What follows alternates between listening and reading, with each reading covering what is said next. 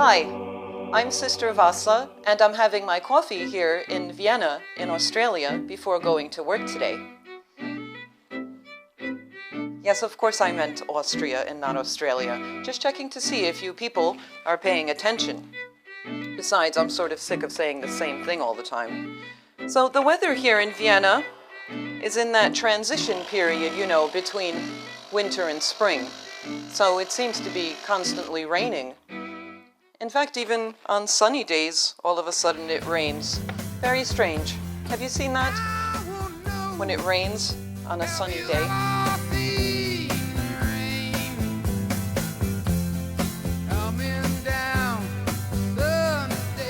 This week, in the Byzantine liturgical calendar, we have reached the final week before the beginning of Lent, that long fasting period before the most important of all feasts, Easter, or Pascha, the resurrection of Christ from the dead.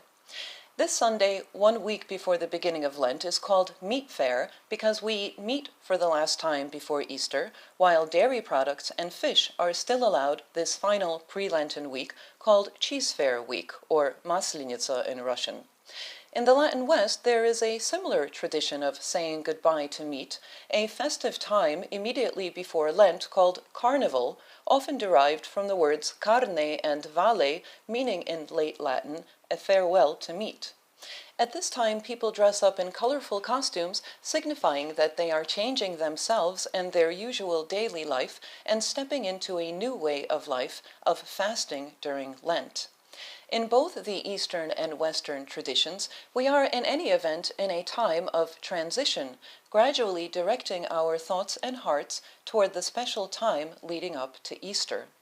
This Sunday in the Byzantine tradition, we also contemplate a less popular topic, and that is the Last Judgment.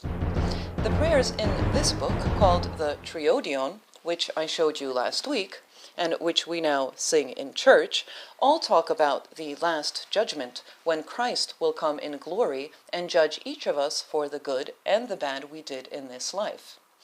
Now, this topic is probably the least popular part of Christian teaching, if all the parts of Christian teaching were for some reason entered in a popularity contest.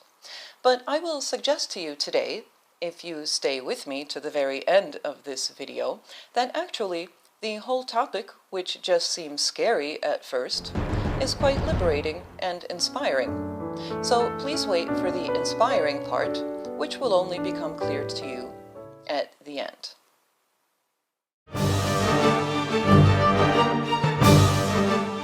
This is how Christ himself describes Judgment Day in the Gospel of Matthew. When the Son of Man comes in his glory and all the angels with him, then he will sit on the throne of his glory. All the nations will be gathered before him, and he will separate people one from another, as a shepherd separates the sheep from the goats. And he will put the sheep at his right hand and the goats at the left. Then the king will say to those at his right hand, "Come, you that are blessed by my Father, inherit the kingdom prepared for you from the foundation of the world. For I was hungry, and you gave me food. I was thirsty, and you gave me something to drink. I was a stranger, and you welcomed me. I was naked, and you gave me clothing. I was sick, and you took care of me. I was in prison, and you visited me." Then the righteous will answer him, "Lord, when was it that we saw you hungry and gave you food, or thirsty and gave you something to drink? And when was it that we saw you a stranger and welcomed you, or naked and gave you clothing? And when was it that we saw you sick or in prison and visited you?" And the king will answer them, "Truly I tell you, just as you did it to one of the least of these who are members of my family, you did it to me."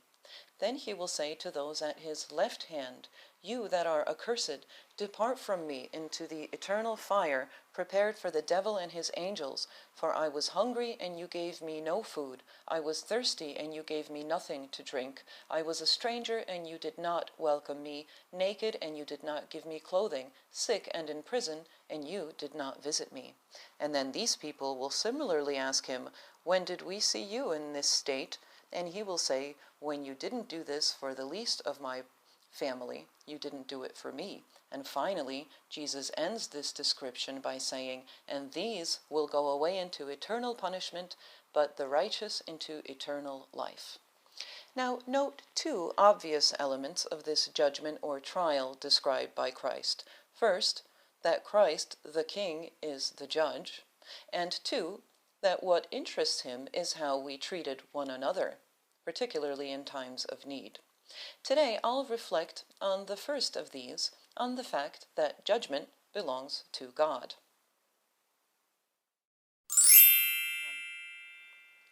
The hymns and prayers of the Triodion on this Sunday of the Last Judgment constantly talk about the fear of God's judgment.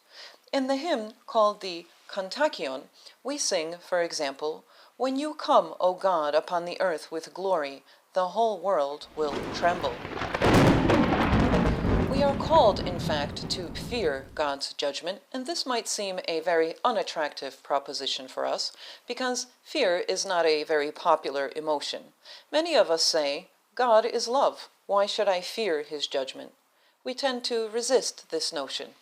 Ironically, however, we readily embrace another kind of fear, the fear of the judgment or opinions of other people. We allow ourselves to be motivated by this fear in both small and big things. Some of us make career choices just to please or impress someone else. Some of us are perpetually dieting to look thin enough in front of perfect strangers at the beach. If we still go to school, perhaps we hang out with the popular kids, even if we don't like them or they're not even nice to us, just so everyone thinks we're cool. From a very early age, in fact, we seem to almost instinctively fear judgment.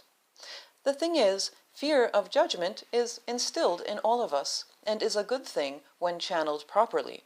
You can call it an inner voice or your conscience. It is a powerful God-given virtue. Modern-day science considers fear, in general, an evolved emotion because it protects us from harm and motivates us to do better. God's voice inside us, judging our actions, does not seek to hurt or degrade us, as the opinions of other people often do, because only He is the perfect, righteous judge. His righteous voice seeks to guide us to grow in His image and likeness. Listening to this inner voice, to God's judgment, and yes, a healthy fear of disobeying it, actually liberates us from the misguided and crippling fear of human opinion. Because fear, like any virtue, can be distorted or channeled in the wrong direction, at which point it turns into a vice, and a very damaging one at that. We can misdirect our God-given capacity to fear to the point that human opinions drown out God's voice in us. We could also drown out God's voice with our own judgments. We can misdirect this limited capacity we have to form judgments when we pass judgment on one another's lives or on one another's moral standing. And yes, this includes our anonymous opinions in blogs and online, which we will have to account for.